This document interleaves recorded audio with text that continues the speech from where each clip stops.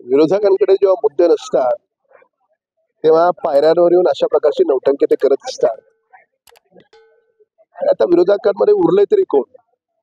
जे पायऱ्यांवर नाटकं करत होते, मीडियाच्या कॅमेराने कव्हर करावं म्हणून प्रयत्न करत होते, त्यातले किती दिवस ते त्या पक्षात टिकतील याचा त्यांना नेम नाही.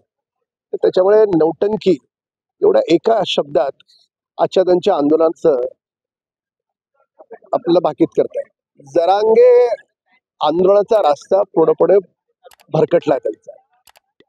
म्हणजे मराठा आरक्षण ज्या देवेंद्र फडणवीस साहेबांनी दिलं त्यांच्या विरोधात हा बोलला, आणि ज्या शरद पवारांनी मराठा समाजाबद्दल काहीच केलं नाही, मुख्यमंत्री असून एवढे वर्ष सरकार असून त्या शरद पवारच्या स्क्रिप्ट वाचणार.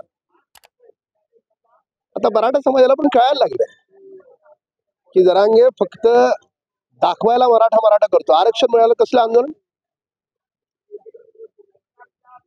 ज्या दिवशी पोलिसांवर दगडफेक झाली त्याच्या आदल्या दिवशी कोणाच्या फॅक्टरीवर बैठक झाली, त्या बैठकीत काय ठरलं, कुणी दगड फेकायचे, कुणी आणून द्यायचे, इथपर्यंत पद्धतशीर प्लॅनिंग होतं.